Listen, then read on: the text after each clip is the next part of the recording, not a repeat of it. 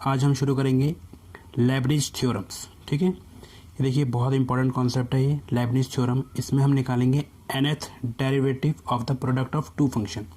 ठीक है ना, तो इसको समझते हैं कि ये लेबनिज़ थ्योरम क्या है। अब देखिए लेबनिज़ थ्योरम क्या कहती है, इसको पहले वर्किंग रूल समझते हैं, उसके बाद एक क्वेश्चन करेंगे और उसको बाद समझेंगे कि लेबनिज़ थ्योरम क्या है।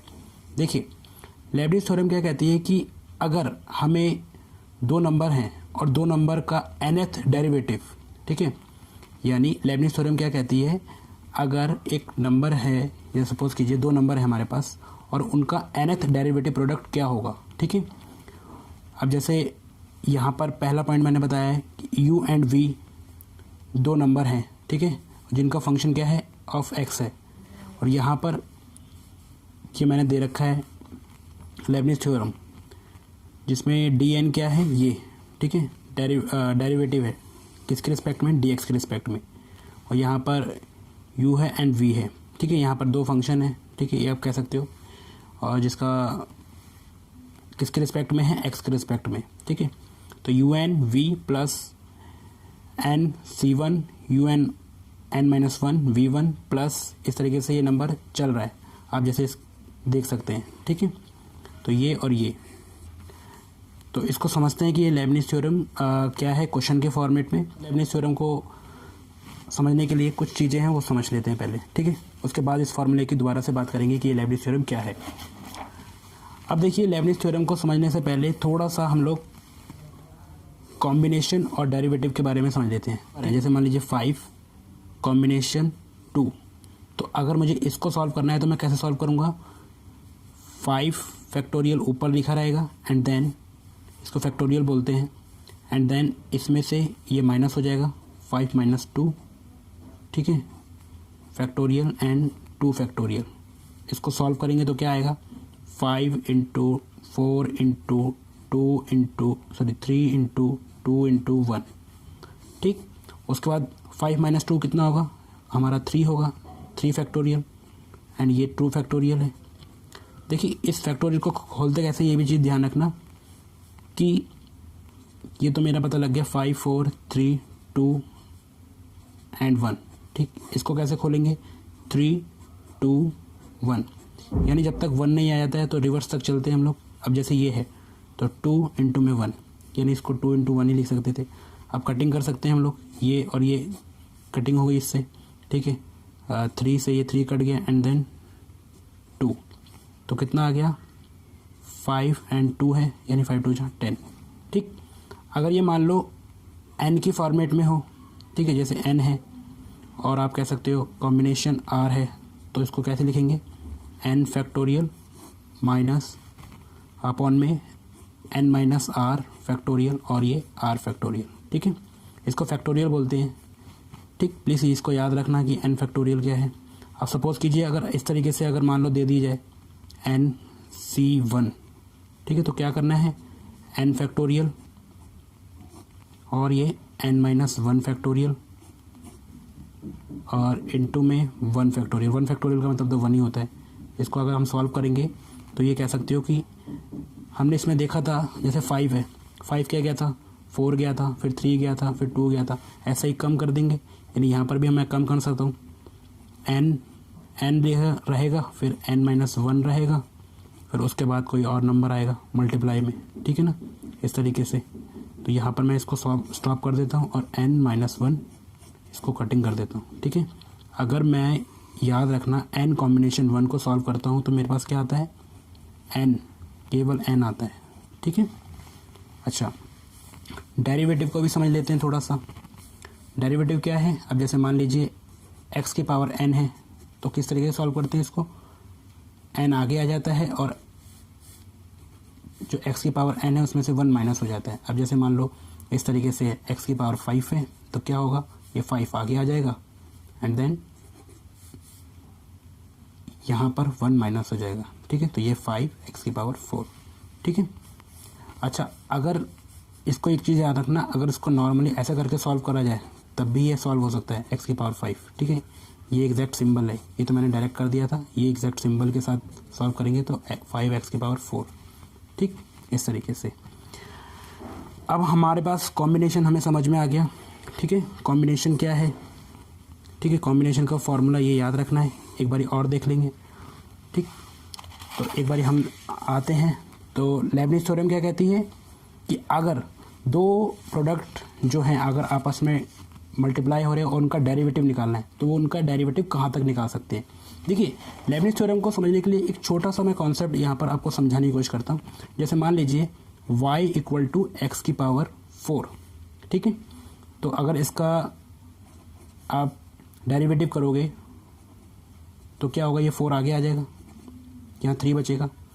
फिर दोबारा से डेरिवेटिव करोगे तो क्या होगा, यानी ये 3 मल्टीप्लाई हो जाएगा आगे वाले स्टेप में, 4 3 जा 12 और x की पावर 2 कम हो जाएगी ये पावर। फिर अगर मैं करूँगा 3 तो ये क्या होगा, आगे मल्टीप्लाई हो जाएगा, यानी कितना हो जाएगा 24, ठीक है। और फिर ये x की पावर 1 हो जाएगी, ठीक।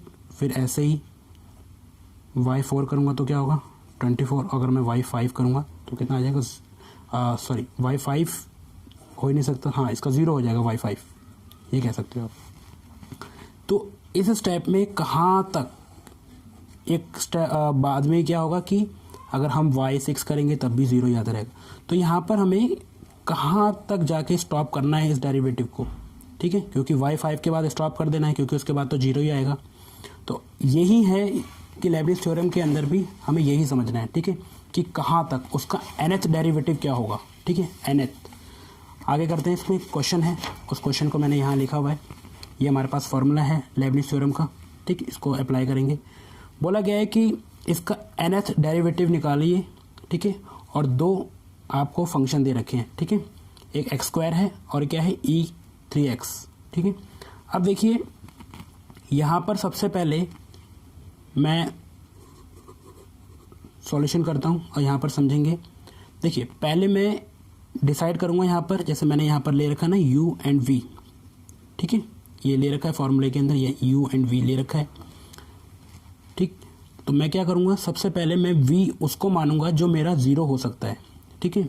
अब देखिए एक टाइम आएगा कि जो x है, अगर x को डेरिवेटिव करते रहेंगे तो एक टाइम आएगा x आएगा, फिर 1 आएगा, और फिर एक टाइम क्या होगा 0 हो जाएगा। तो मैं यहाँ पर v किसे लेता हूँ, v मैं ले लेता हूँ x² को, ठीक है, ये चीज़ ध्यान रखना, v मैं इसे ले रहा हूँ और u मैं इसको ले रहा हूँ, ठीक। तो मैं यहाँ पर लिख देता हूँ कि मैं u किसे ले रहा हूँ, e की पावर 3x को ले रहा हूँ, ठीक। अब देखिए अगर मैं v1 डेरिवेटिव करूँ, एक बार डेरिवेटिव करूँ तो कितना आएगा 2x, एक बार और डेरिवेटिव करूँ तो कितना आएगा सिर्फ 2, और अगर मैं v की पावर 3 में डेरिवेटिव कर दूँ तो कितना हो जाएगा 0, ठीक है। यानी ये क्या हो गया 1 2 3 4 स्टेप में, चौथी बारी में क्या हो गया 0 हो गया, यानी तीसरी डेरिवेटिव करते ही 0 हो गया ये, ठीक है। अगर इसमें मैं डेरिवेटिव करूं तो क्या होगा u1। अब देखिए एक चीज़ बहुत सिंपली ध्यान रखना है कि e की पावर 3x है, इसका अगर मैं डेरिवेटिव करता हूं ना तो जो x के साथ वाला नंबर है वो हमेशा मल्टीप्लाई होगा, e आगे आ जाएगा और e 3x होगा, ठीक है, y1। तो मैं यहाँ पर अगर u1 किया है तो क्या होगा 3 बाहर आ जाएगा और e 3x as it is. फिर अगर मैं करूँगा u2 तो क्या होगा, एक 3 और बाहर आ जाएगा, यानी 3 और एक 3 दो 3 होगा यहाँ पर मल्टीप्लाई में e 3x, ठीक है। और अगर मैं ऐसा हो कि एक लास्ट नंबर करूँ, जैसे n-1 करूँ मैं, ठीक है, तो क्या होगा जो 3 है वो बाहर आएगा एक बारी फिर से, यानी किस फॉर्म में आएगा, आप कह सकते हो यहाँ पर जो बाहर आएगा 3n-1, ठीक, और ये e3x, ठीक है। और अगर मैं u की पावर n तक डेरिवेटिव करूँ तो यहाँ पर जो आपको ये 3 दिख रहा है कितने टाइम तक बाहर आ जाएगा 3 की पावर n, ठीक है, और e3x, ठीक है। अगर मैं लास्ट डेरिवेटिव देखूँ तो यही होगा इसका, देख लीजिए बहुत सिंपल है। यहाँ पर लास्ट डेरिवेटिव 0 था, यहाँ पर क्या होगा 3n, क्योंकि देखो हर स्टेप में देखो u1 में 3 बाहर आ गया, u2 में 2 3 बाहर आ गए, और n-1 में यानी लास्ट नंबर से एक नंबर पहले तो क्या होगा, देखिए लास्ट नंबर ये होगा 3n, यानी मल्टीपल 3 जो है बाहर आएंगे, जिसको मैं 3 की पावर n लिख सकता हूँ, 3x, और u की पावर n-1 में क्या होगा कि एक नंबर सब्ट्रैक्ट कर देंगे, ठीक है।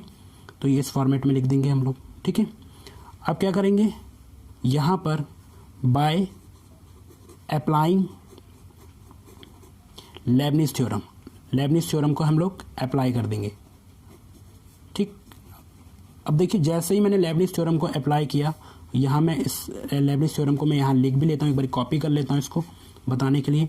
D n u and v equal to u n v plus n C one u n-1 v1 plus n C two u n-2 v2 dash dash dash plus n C n u v N.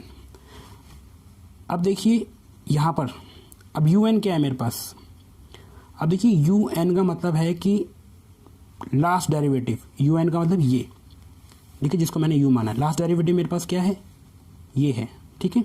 तो मैं यहाँ पर इसको ये लिख दूंगा 3ne3x, ठीक है, मल्टीप्लाई, ठीक है, डॉट v क्या है मेरा, सिंपल v जो है मेरा क्या है x का स्क्वायर, ठीक है, प्लस अब देखिए यहाँ पर ये कॉम्बिनेशन है, ठीक है। इस कॉम्बिनेशन को मुझे सॉल्व करना है। तो देखिए बहुत सिंपल है, मैं यहाँ पर इस कॉम्बिनेशन को सॉल्व कर देता हूँ। हमने फार्मूला पढ़ा था कि NCR, अगर इसको सॉल्व करते हैं तो क्या होता है n फैक्टोरियल अपॉन में n माइनस आर का माइनस और उसका होल फैक्टोरियल और r फैक्टोरियल, ठीक है। तो यहाँ पर क्या है मेरा, ये है NC1 है, तो मैं क्या करूँगा NC1 के लिए n फैक्टोरियल अपॉन में n-1 का फैक्टोरियल, और 1 का फैक्टोरियल कुछ होता ही नहीं है तो मैं 1 ही लिख देता हूँ यहाँ पर नॉर्मली, ठीक है, उसको लिखने की जरूरत नहीं है 1। तो यहाँ पर अगर इसको मैं सॉल्व करूँगा तो क्या होगा n फैक्टोरियल। देखिए अगर मैं इसको सॉल्व करूँगा तो अब जैसे मेरे पास अगर मैं 5 का फैक्टोरियल था मेरे पास, तो मैं क्या करता था 5 × 4 × 3 × 2 × 1, यानी छोटे क्रम में जाता था। ऐसे ही मैं इसमें भी जाऊँगा, n फैक्टोरियल है, मल्टीप्लाई में n-1 आएगा, एक टाइम आएगा फैक्टोरियल, फिर उसके बाद कुछ और आएगा। तो मैं सीधा डायरेक्टली यहाँ पर इसको काट देता हूँ, ठीक है, इस चीज़ को। तो यहाँ पर मैंने इसको सॉल्व किया तो डायरेक्टली मैं लिख देता हूँ n, ठीक है। और देखिए un-1 क्या था मेरा ये, ठीक है। तो क्या है ये, मल्टीप्लाई में 3n-1 e3x, ठीक। और v1 क्या है मेरा, देखिए ये 2x, ठीक है ना। तो ये हमने सॉल्व कर लिया, ये हमने सॉल्व कर लिया, उसके बाद प्लस अब इसको सॉल्व करेंगे। अब देखिए इसको सॉल्व कैसे करेंगे, यहाँ पर इसको थोड़ा सा सॉल्व कर लेते हैं कॉम्बिनेशन को NC2। देखिए इसको सॉल्व करेंगे तो क्या होगा n फैक्टोरियल अपॉन में n-2 फैक्टोरियल और 2 का फैक्टोरियल। अब देखिए इसको मैं सॉल्व कैसे करूँगा, n मल्टीप्लाई में n-1 मल्टीप्लाई में n-2, देखिए कम होता चला जाएगा नंबर, अपॉन में n-2 और इंटू में 2, यही होगा 2 फैक्टोरियल का मतलब 2 ही होगा, 2 × 1 तो लिखेंगे नहीं, इसको ये कट जाएगा इससे, ठीक है। तो यहाँ पर इस फैक्टोरियल में क्या था n इंटू में n-1 अपॉन में 2। अब देखिए u, अब देखिए इसको सॉल्व करेंगे, ये जो हमारे पास आया है un-2। अब आप बहुत सिंपल ही कह सकते हो un-2 क्या होगा आपका, डायरेक्टली यहाँ पर 2 माइनस हो जाएगा, ठीक है, यानी वो नंबर जो लास्ट के सेकंड डिजिट हो, ठीक है। तो इसको ये कह सकते हो 3n-2 e3x, ठीक है, एंड देन v2 कितना है आपका, v2 यहाँ पर 2 है, ठीक है, ये 2 से ये 2 कट भी जाएगा आपका, प्लस, ठीक है। आगे सॉल्व करेंगे। अब देखिए आगे मैं सॉल्व करूँगा तो किस तरीके से करूँगा। अब देखिए जैसे ये नंबर चला आ रहा है आपका NC1 NC2, तो यहाँ क्या आएगा नंबर NC3 आएगा, ठीक है, और यहाँ पर क्या आएगा UN-3 आएगा और मल्टीप्लाई में V3 आएगा, ठीक है। देखिए मैं इसको सॉल्व क्यों नहीं कर रहा, क्योंकि यहाँ पर जो V3 है मेरा क्या है 0 है, ठीक है। इसको अदरवाइज मैं सॉल्व कर सकता था, V3 जो है 0 है, तो यानी यहाँ से जो टर्म होगी वो 0 स्टार्ट हो जाएगी और आगे भी 0 ही आएगी, ठीक है। यानी जो होल फाइनल आपका आंसर आएगा वो कितना आएगा, 3n e3x x का square plus n 3n-1 e3x 2x plus n-1 upon 3n-2 और e3x एंड देन यहाँ से टर्म जो है आपकी 0 स्टार्ट हो गई है, ठीक है। यहाँ से उसके बाद 0 ही आएगी। इसको आप चाहो तो फर्दर सॉल्व कर सकते हो जो सिंपलिसिटी में। तो ये आपका यहाँ पर मैं इस तरीके से लिख लेता हूँ, एक्स स्क्वायर और e3x और मल्टीप्लाई में 3n, इसको पहले लिख लिया, एक्सचेंज कर दिया। यहाँ पर भी मैं थोड़ा सा 2xn और 3n-1 और e3x plus and then n-1 और 3n-2 और e3x एंड देन उसके बाद तो 0 ही आता रहेगा, ठीक है। तो आई होप कि जो ये कॉन्सेप्ट है, जो ये क्वेश्चन है मैंने जो समझाया है, ये समझ में आया होगा और इसी के साथ जो है लेबनिज़ थ्योरम जो है आपको क्लियर हुई होगी, ठीक है। तो ये लेबनिज़ थ्योरम है, बहुत इंपॉर्टेंट थ्योरम है, ठीक है। इसको इंजीनियरिंग मैथ्स ग्रेजुएशन और बीएससी मैथ्स और इग्नू के लिए बहुत ज़्यादा इस्तेमाल किया जाता है, ठीक है। लेबनिज़ थ्योरम में क्वेश्चन आ ही जाता है अक्सर एग्जाम में, ठीक है। तो बहुत इंपॉर्टेंट है। तो इसके थ्रू हमने जाना कि किस तरीके से जो है हम लोग लेबनिज़ थ्योरम को निकालते हैं, ठीक है। तो ये फार्मूला याद होना चाहिए और ये याद नहीं है तो याद कर लीजिए, जिसके थ्रू आपको इजी वे में रहेगा, ठीक है। बहुत सिंपल है, un, ठीक है, फिर उसको un-1 एंड un-2 इस तरीके से चलता रहता है। एक टाइम आता है कि u बच जाता है खाली, फिर v1 v2 और यहाँ सेकंड से स्टार्ट होता है nc1 nc2, ठीक है। तो बहुत सिंपल वे में हमने इस क्वेश्चन को करा। आई होप समझ में आया आपको। इसी के साथ ये लेक्चर ख़त्म करते हैं, ठीक है। नेक्स्ट क्लास में कुछ और क्वेश्चंस के साथ मिलते हैं, ठीक है। Thank you.